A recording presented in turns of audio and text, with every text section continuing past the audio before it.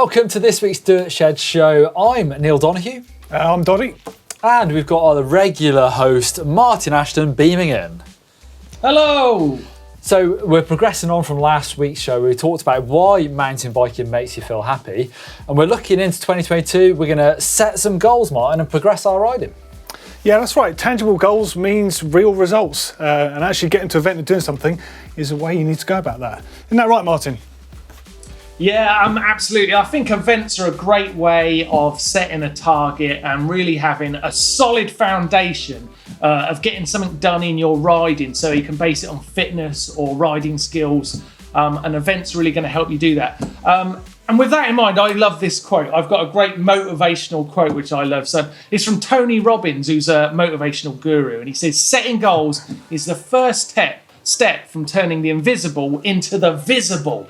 And I think an event does just that. Yeah, good one. I agree with that. It's got to be realistic as well. Now, I guess that's the first rule of setting goals is don't just dream up this thing that you want to do, but actually there's no chance of really getting to do it. So you've got to think about what it is. Maybe it's something like you just want to get fit again, so you're like riding your bike. Or maybe it's a race or an event like that.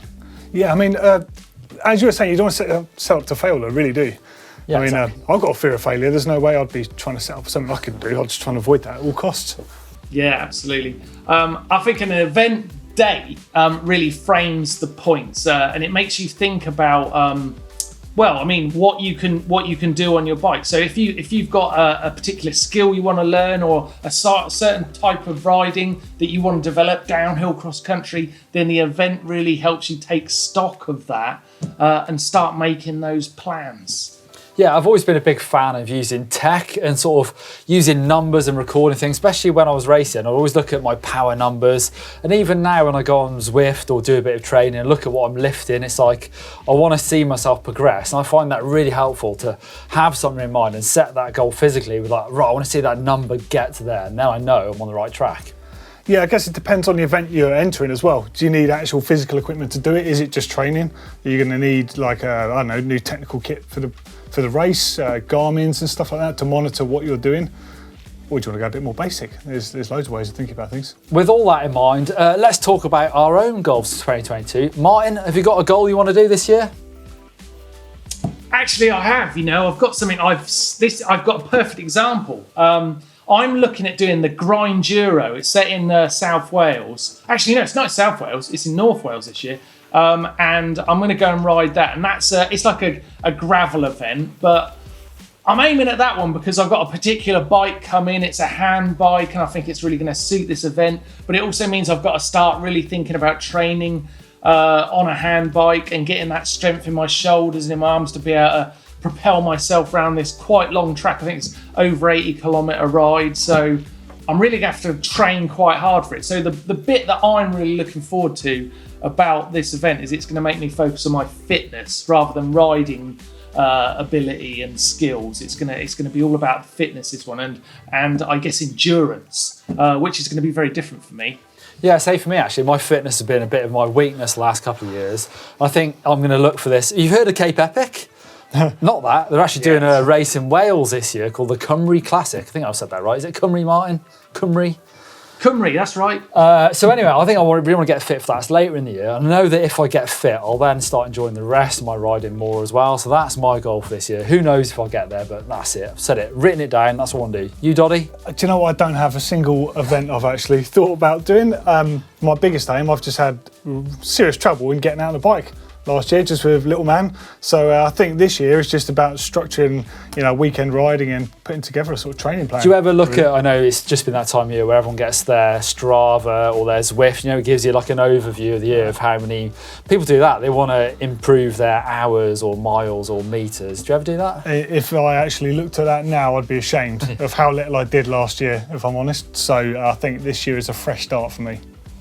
Right, what are your goals? Let us know down below. But anyway, it's time for news with Tom. What's up, everyone? We've had heaps going on over the Christmas break, so in order for me to get you all caught up, these are just going to be some quick fire headlines.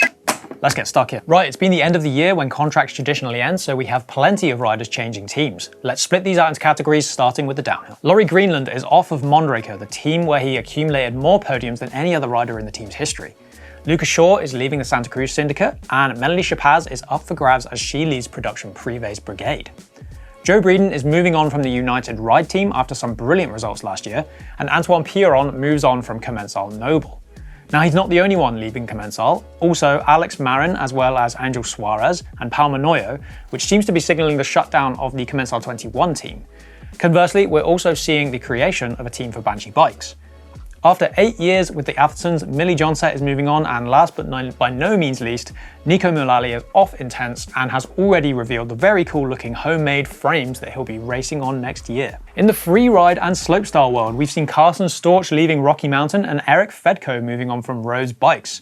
As for the XC, Commonwealth medal winner Hayley Hunter-Smith is leaving Norco, Isla Shaw is moving on from Orbea, and after a stellar end to 2021, picking up the XCC World Championships and the top spot at Snowshoe, Chris Blevins is moving on from Specialized to Trinity. Vlad Daskalou, who also had an amazing end to 21 with a career best of 2nd place, moves on from Trek Pirelli too. In related XC news, Tom Pidcock, who put together an incredible recovery from injury and an unreal ride to win Olympic gold in Tokyo, has also been awarded an MBE honour to add to his trophy cabinet. If they're medals, I'm not sure. It might just be a title. Enduro now, Katie Winton is off nuke-proof and seems to be waving goodbye to her self-arranged Moxie XI program. Matt Stuttard, one of the fastest privateers, moves on from the brand Privateer, where he's played a significant role in the development of the 161 and 141 bikes. Another rider off of Privateer is Chloe Taylor, who we featured way back when we were out in Val di Fassa last year. Also moving on is her close friend Bex Barahona, who leaves Ibis after a fair stint in the saddle there. Could we maybe see the Goan girls teaming up? Connor Fearon is off of Kona and onto the high pivot Forbidden bikes, as Jack Menzies moves on as well, making space for Alex Storr, the fastest under 21 privateer, who was looked after but not officially on the Forbidden team throughout 2020. This also signals the Synthesis team's entry to downhill, where Fearon will join Magnus Manson at select rounds of the year on that Dreadnought, which can of course take a dual crown fork. Keegan Wright is off Da Vinci, Alex Rudeau is moving on from Commencal, and after 8 years on the Canyon Collective, Ines Toma is moving on as well. Someone very much staying put though, although we're not seeing him at any races much anymore, Johan Borelli claims to have signed for Gorilla Gravity for the next 15 years. Not one to do things by half, that guy, so I wouldn't be surprised if he is actually there for that term. He's also hinting at a team, which could be interesting to see on the World Circuit and how he'll interact with that. In the wider industry, DT Swiss have acquired Trick Stuff. They're not absorbing, they're just the new owners, so it'll be a good financial boost for them, and they'll keep the Trick Stuff name, and the brand will keep churning out the top-end stuff that they're known for. CRC and Wiggle have also been acquired by a new owner, German company Signa Sports, a dominant retailer of the European market. A £483 million purchase helps them cater better to the UK market as they look to expand further into the US. And last but not least, the second of YT's uncaged models is here. This time the Izzo gets the treatment, with the 120mm 29er platform receiving hand-picked high-end componentry and a wild green paint job that will have you standing out on the start line of the local XC race. It's no slouch either. At 11.4 kilos, it's the lightest full suspension bike YT have ever made. Right, that's more than enough from me. Where do you think some of those riders I mentioned are off to? Leave us a comment with any rumours you've heard or just who you'd like to see them riding for. There is a mega sale going on in the GMBN store, up to 50% off some of our merch, so get over there if you want some new riding kit or some casual stuff and help support the channel. Love that. Anyway, into hacks and bodges. What we got this week? We got some really good ones actually, and I cracked up looking at this first one. So this is from Luke in Leeds, and his bike is a Voodoo Bazango. He says, whilst feeding my 1-year-old, I realised his bib would be perfect as a grime guard to cover the rear disc brake. Fits nicely around the back of the cassette and it's easy to clean afterwards. New bibs around £2. Cheap and cheerful hack. No messing around trying to fit plastic bags behind the cassette. I've never put anything covering the rear disc brake, you know, when cleaning the bike, but that's a pretty good idea. Yeah, I love that one actually. I think it's like the simplicity of it is the beauty of it. It's the perfect little hack. It is, I love it. Anyway, cool. This is a good winter hack. This is Noah. He's got his giant Talon 2, converted it with 2 snowboards. Not a cheap hack, to be fair. All those used 2 Walmart snowboards and skateboard trucks to sort of bolt it on. You've seen those bikes. They normally have quite a short front one, don't they? But would that work? That looks kind of good fun. We need to try it. I reckon a skateboard trucks is like the key to that, the way they sort of bend. But that's really cool. I really love the trucks. I think that's actually the stroke of genius in this little build, because that really gives it a chance of working, I think. Otherwise, that wouldn't actually flop. Okay, we got another one here, and this one is gold because for a long time I think people have accused many of those tyre inserts out there as being pool noodles. Well, Darko from Serbia has actually used pool noodles on the inside of his tyres here. Although it has made me laugh the way he said, I've cut them to shape and length and I've wrapped them in sellotape to prevent them sucking in the sealant. It's quite a bit of hassle, isn't it, doing that? Would you really do that? I wonder, guys, I wonder if this is actually any easier to get seated onto the rim than, you know, when you're using actual tyre inserts, because this one looks like it might be a little bit more easy to do than the real products themselves. I don't know, there's a lot of sellotape involved in there. But I do like the fact it's a genuine pool noodle. I think that's pretty funny.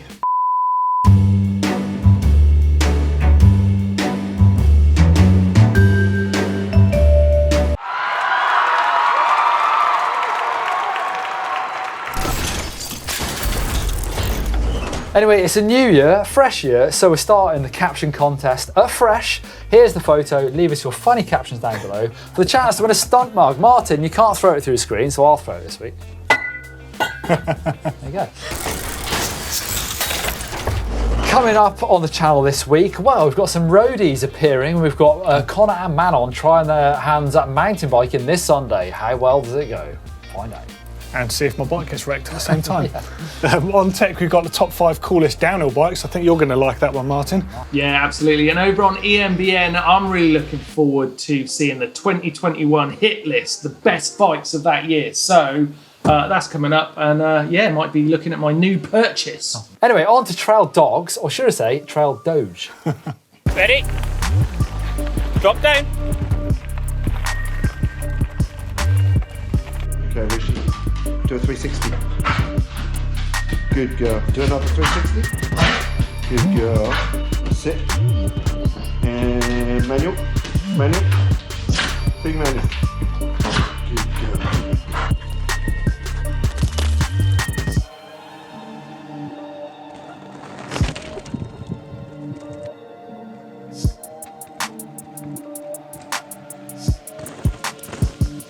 It's that time of the show to see some of the best fails of the week.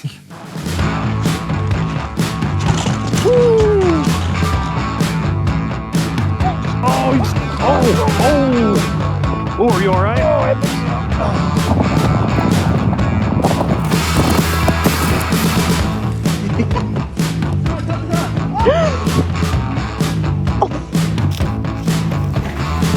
Jason!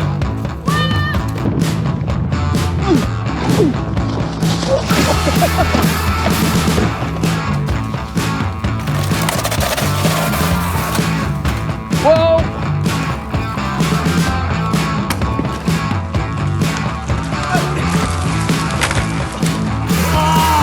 You're right.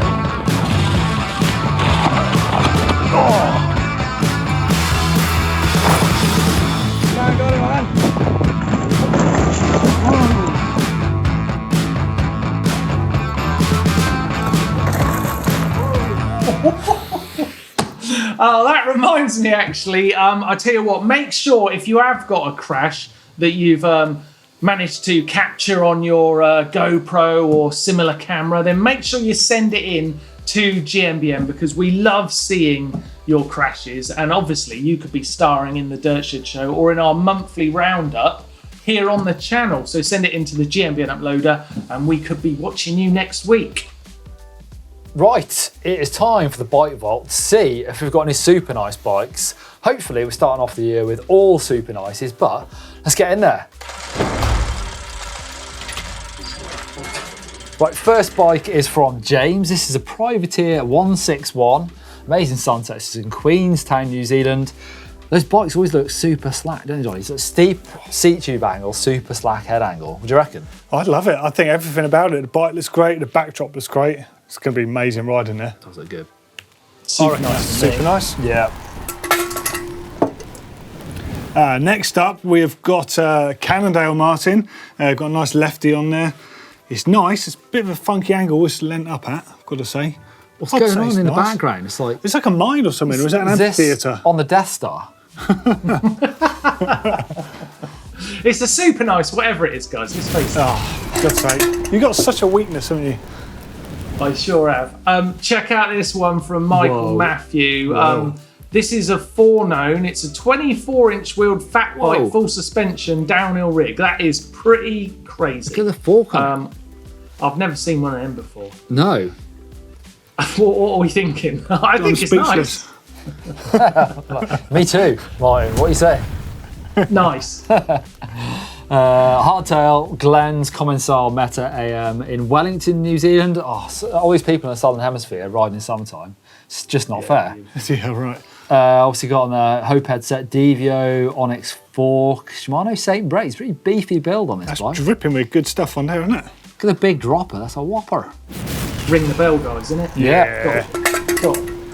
Next up, we've got a Kotick Rocket Max at Gisborne Forest from Kieran, out on his Christmas ride. Now, that's nice. Blends in nicely to the natural environment there. I think it's nice. I was going more than that, Doddy, myself. But anyway, I liked it. I liked it a lot. Next up, we've got Joe's Polygon Siskiyou N7. That's nice. I like that colourway. It's a few upgrades. Marzocchi coil shock. Oh, yeah. Whoa. So I think that's super nice, actually. I'm ringing the bell. Look at the pivot. What, that looks like a trail rocket. What's it called? The Pivot Trail 429. This is James's bike. Where is that? Santa Rosa, California. Isn't that Pixies Santa Rosa? Was that the album? I can't remember. That looks good to me. It looks wet though, but that looks like a fun bike. Super nice. Being generous with the super nices today. So this next one's for Charlie. Charlie's just down the road in Bath. Oh, just from us. So it's a brand new Norco Optic 2021 model C3. He says, I was 52 on New Year's Day and absolutely loving the whole mountain bike experience. That's got to be a super nice. I've ridden through those tunnels. I'm sure you have as well, Doddy. Yeah, it's a cool shot as well, isn't it? Great shot. Definitely super nice. Look at this one, an orange 5 from Wayne in Barnsley. It's a blue and silver orange. Yeah, how is this design still working, man? I can't believe it. It's been around forever, hasn't it? I've got a soft spot for oranges, though, I really have. And I like the Buddhas in the background. Oh, yeah. It's nice. It's nice. It's nice. Yeah. What we got, this is a 2017 YT Capra CF Pro with custom fork stickers. He's colour-coded them. And this is in staining. There's no name, but whoever took this picture after sessioning, the step up, step down. Sounds like a fun day out. I'm saying nice, I reckon. I reckon that's nice as well, yeah. You know what, guys? Actually, looking at that bike, look how busy that looks. Doesn't it look busy now? I remember when they come out, they looked on it, but that looks really busy. That was the 2017 look though, Martin, wasn't it? It was bang on point at the time. Kind of racy. I don't know, maybe. Yeah, it's nice. Yeah. Anyway, that is the end of the Bike Vault. Don't forget to send us your bike and use that uploader. Link is down below. We'll take a look. We get sent loads, but we'll try and look at all the bikes and hopefully we'll give you super nice as well. Okay, that is it for this show.